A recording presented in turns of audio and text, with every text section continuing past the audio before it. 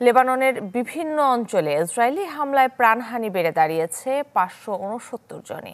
লেবাননের বিভিন্ন অঞ্চলে নির্বিচারে বোমা বর্ষণ করে যাচ্ছে ইসরায়েলি বাহিনী। প্রাণহানি বেড়ে দাঁড়িয়েছে 569 জন, আহত প্রায় 2000। হিজবুল্লাহর বেশ কয়েকটি ঘাঁটি লক্ষ্য করে হামলার দাবি তেল আবিবের। হামলায় নিহত হয়েছেন হিজবুল্লাহর জ্যেষ্ঠ নেতা ইব্রাহিম মোহাম্মদ কুবাইসি। মঙ্গলবার রাজধানী বেইরুতের দক্ষিণাঞ্চলে চালানো হামলায় তার প্রাণ যায়। সশস্ত্র গোষ্ঠীটি গোলা বারুদের মজুদ ও ট্যাঙ্ক ধ্বংসের কথা জানিয়েছে। যদিও হতাহতের বেশিরভাগই বেসামরিক। রাতভর চলেছে তাণ্ডব। নিহতদের মধ্যে 50 শিশুও রয়েছে। আতঙ্কে ঘরবাড়ি ছাড়ছেন মানুষ। 250-এরও বেশি স্কুল ভবনকে চালু করা হয়েছে আশ্রয়কেন্দ্র হিসেবে।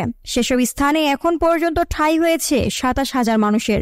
গত 11 মাসের চলমান সংঘাতে লেবাননের দক্ষিণে বাস্তুচ্যুত হয়েছে প্রায় 1.5 লাখ মানুষ। তেল আবিবের আগ্রাসনের জবাবে ইসরায়েলি ভূখণ্ডে কয়েকশো রকেট হামলার দাবি হিজবুল্লাহ। বিমান ঘাঁটি ও নৌবাহিনীর একটি স্থাপনাও হয়েছে টার্গেট। চলমান সংকটে ইসরায়েল হিজবুল্লাহকে কূটনৈতিক সমাধানের আহ্বান জানিয়েছেন মার্কিন প্রেসিডেন্ট জো বাইডেন। গেল 2 দিন ধরে লেবাননের ইসরায়েলি হামলা ঘিরে মধ্যপ্রাচ্য জুড়ে যুদ্ধের শঙ্কা তৈরি হয়েছে। দুপক্ষকেই সংযত থাকার আহ্বান জানিয়েছে আন্তর্জাতিক সম্প্রদায়।